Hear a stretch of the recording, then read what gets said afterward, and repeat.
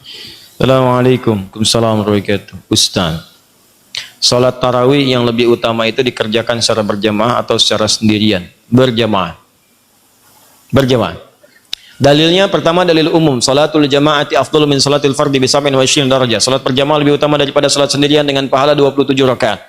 Yang kedua, perbuatan Nabi itu sesungguhnya memuliakan salat jamaah. Maka Nabi ke masjid hari pertama orang makin banyak, ke masjid kedua orang tambah banyak, ke masjid ketiga tambah banyak lagi. Karena semakin banyak, besoknya Nabi nggak ke masjid.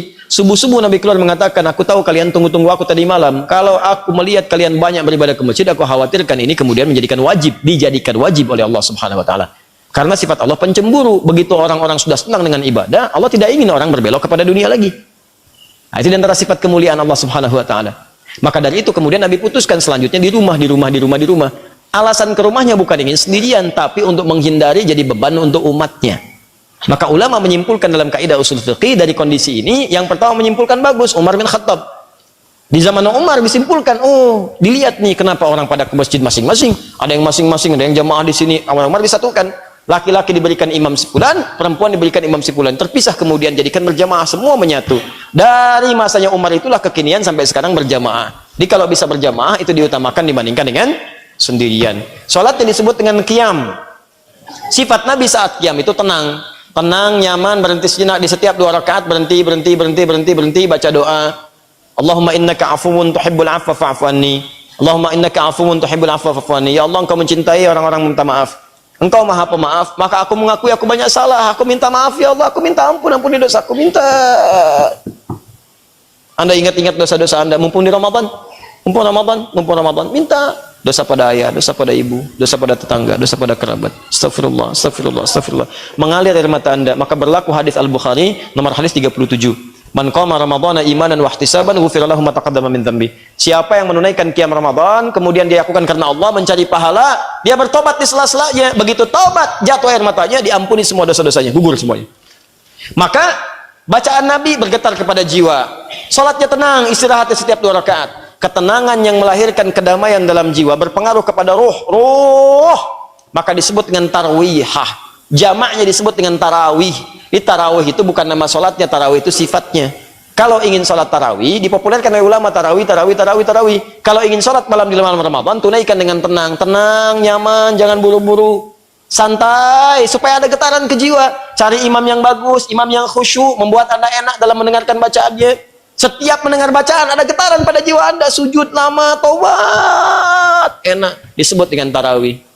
Itu yang dimaksudkan. Di tarawih itu sifatnya. Jadi jangan sampai terjadi Anda sholat 23 rakaat misalnya cuma 10 menit, yang 11 1 jam, yang 23 10 menit. Allahu Akbar. Paham ya? Bagaimana hukumnya sholat tarawih berjamaah dengan keluarga daripada di masjid? Dan apakah batas sholat tarawih? Apakah tarawih boleh dikerjakan munfarid dan bolehkah ditinggalkan? Sholat tarawih hukumnya sunnah, tidak wajib.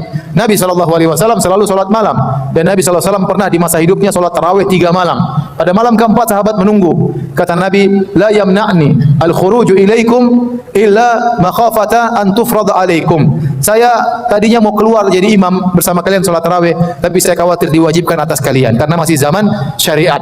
Karena kalau Nabi sudah melanggengkan suatu amalan bisa jadi diwajibkan oleh Allah, sehingga Nabi tidak keluar tarawih lagi, beliau cuma tarawih 3 hari. Namun setelah Nabi meninggal dunia, maka hukum sudah tetap, tarawih tidak wajib. Oleh karenanya Umar bin Khattab radhiyallahu anhu menjalankan tarawih tiap malam, melanjutkan sunnah Nabi SAW, dan tidak perlu khawatir karena tarawih tidak akan wajib. Kalau seorang tidak tarawih nggak ada masalah, tetapi sayang di bulan Ramadan, kalau dia tidak tarawih dia ibadah yang lain, maka dia baca Quran atau dia sedekah, tapi tidak wajib. Tarawih tidak apa? Tidak wajib. Apakah boleh tarawih di rumah? Tarawih yang paling afdal di masjid bersama imam sampai selesai. Sebagaimana sunnah Nabi dulu tarawihnya di Masjid Nabawi. Tapi kalau seorang tidak tarawih di masjid, tidak ada masalah, dia sama keluarganya. Dia seperti sholat malam.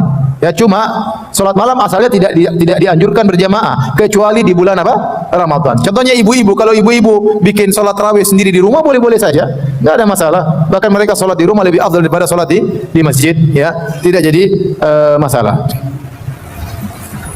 Dulu di zaman sebelum Umar mengumpulkan orang-orang, Umar datang ke Masjid Nabawi, Umar dapatin nas mutafarriqin. Orang-orang terpecah-pecah, ada yang sholat sendirian, ada yang sholat rohtu, yaitu 3 sampai 9 orang, dipimpin 1 orang. Jadi kelompok-kelompok dalam satu Masjid Nabawi langsung beragam jamaah. Tapi karena dulu tidak pakai mic, jadi tidak apa-apa, tidak saling mengganggu. Dan itu tidak mengapa. Akhirnya Umar memandang bagaimana kalau dikumpulkan, maka dia pun kumpulkan seluruh jamaah dipimpin oleh Ubay bin Ka'ab radhiyallahu taala anhu. Namun asalnya mereka sholat sendiri-sendiri.